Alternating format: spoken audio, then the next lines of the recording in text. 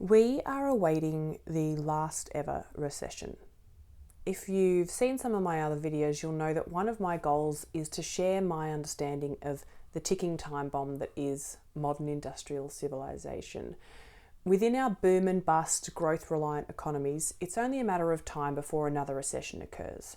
But in the context of over-leveraged debt, inflation, increasing inequality, climate change, biodiversity loss, resource scarcity, and pollution, I think there will come a time when we have a recession and we never get back to where we were before. In this video, I'm going to look at some of the popular advice that's out there for planning and preparing for a recession, see if this applies to the inevitable last ever recession, and if not, provide you hopefully with some guidance on what I think could be done to increase your preparedness. With recessions and depressions that have occurred in the past, there's always a bouncing back. There is an assumption that our stock portfolios will increase again given enough time. And we see this in the data. After every blip downwards, which causes great harm and suffering to people, we bounce back up and end the cycle using more and more energy and resources and causing more environmental destruction. Because, as we now know, there is no way to power a growing, industrialised, consumer capitalist society without stuffing up the planet.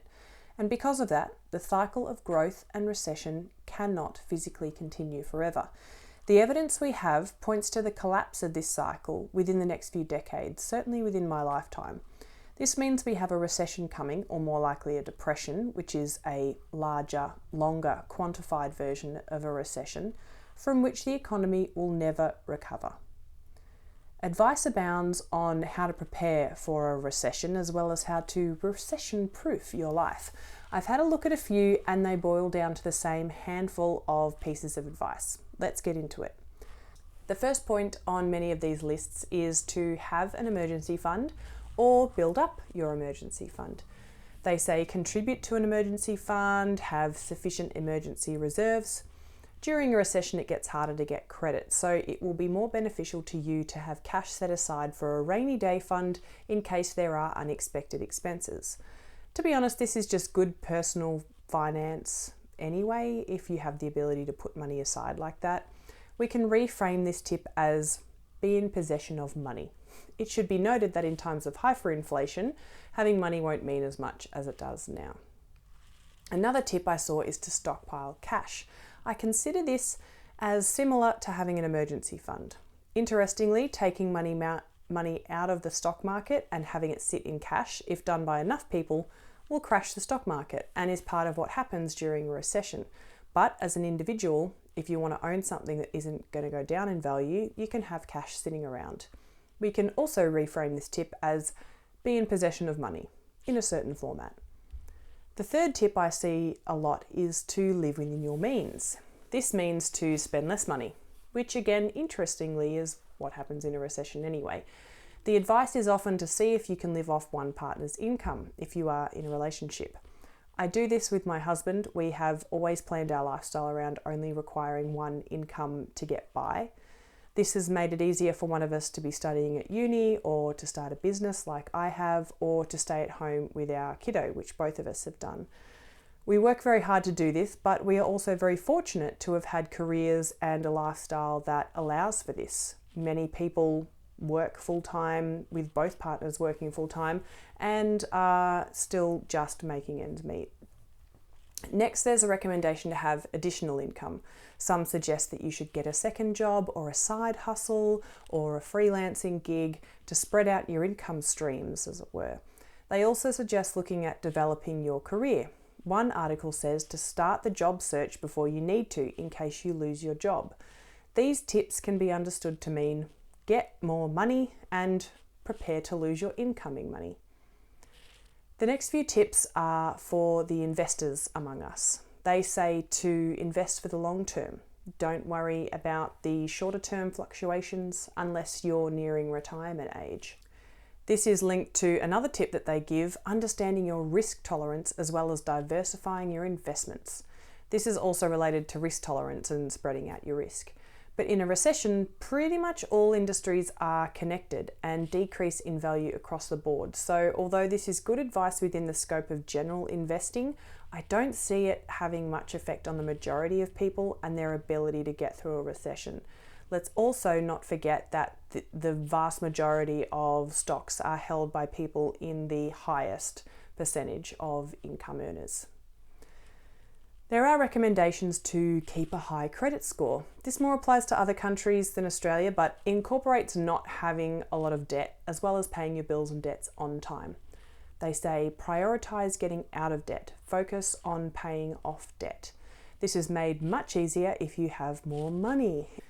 If you have no money to pay off your debts any faster than you already are, or if you are having to go into more debt because of a life situation, then this tip obviously isn't possible for you. One thing I want to add as we work through this is that if you don't fare well in the next recession, or if you lose your job or your financial situation goes belly up in a big way, please know in all likelihood it isn't your fault.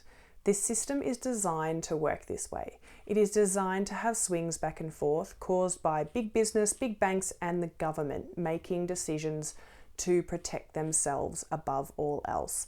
The policies and values that determine how our economy works are based on giving the people who already have money more money, and not on ensuring that everyone's needs are met. If you find yourself struggling, whether during a recession or otherwise, please know that you are not the only one, and the cards are stacked against you. The system is built by the wealthy for the wealthy, and there's nothing you or I can personally do to change that. Finally, we have the most useful tip, which comes from the Equifax website. Make an effort to stay on top of your financial situation. Okay, that's just vague enough to be meaningless, so let's focus on other advice. So it seems as if being recession-proof boils down to having a lot of money, spending less money, protecting the money you do have, and owing less money to others, a lot of which is not within our control. How much money we have and owe is influenced by where we grew up, our family, our inheritances, our employer, market conditions, and many other things that are not something that we choose or something we only have a minor influence over. But what does that mean for those of us who are already living paycheck to paycheck, or who don't have the means to build up a decent emergency fund or step away from all debt anytime soon? This is where taking individual action to bolster yourself against economic downturn falls flat because of the systemic conditions I just described. And community resilience is where it's at. Community resilience doesn't get as much airtime as personal finance hacks, probably because it doesn't sell products or it doesn't neatly fit into a checklist. But it's one thing that has consistently helped people survive and recover from economic catastrophes throughout history. During the Great Depression, people shared housing, pooled resources, started cooperatives, and leaned into mutual aid instead of relying on government handouts. And in the face of what could be a recession that we don't bounce back from, these strategies are going to matter more than ever. So what does community resilience actually look like? It starts small, knowing your neighbours, participating in mutual aid groups, forming childcare swaps or food co-ops, supporting local businesses. It means building systems where we're not dependent as much on the decisions of other faraway board members or the whims of global stock markets.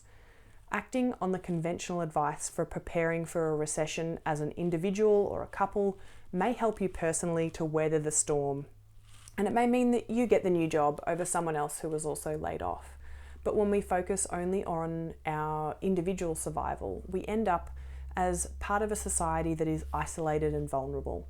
This isn't to say that you shouldn't try to save money or pay off debt if you're able, but for a lot of people, these aren't feasible goals, not in the way most financial advice imagines them. And pretending that everyone can recession-proof their life with better budgeting skills or a side hustle ignores the economic reality. This system was never built for everyone to succeed. I say this as someone who loves graphs and data. Your best defense isn't a spreadsheet, it's solidarity. The strongest communities aren't the ones with the most money, but the ones with the most connection. In a recession or a depression that continues indefinitely as our modern industrial society crumbles, an ecological overshoot comes due, it won't be the millionaires in mansions surrounded by high fences, that make it through in the long haul. It will be the communities that share, that collaborate, that don't rely on the monetary system to meet their basic needs. We've been taught to see recessions as temporary storms that we just need to wait out, after which we'll return to normal. But what we're doing to the planet isn't normal, and it isn't going to continue much longer. Australia experiences a recession every 5 to 7 years, so the next recession we experience might be the one that isn't a dip, but a step down into a different kind of economy. So yes, prepare how you can individually. But if you're worried that your individual efforts won't be enough, you're probably not wrong. That's not a personal failure, it's a design flaw. And the solution isn't to fix yourself, it's to find each other. What do you think about the next recession? What are you doing to prepare? And is it individual focused or is it community focused? Let me know in the comments. I appreciate you for watching, and I'll see you next time.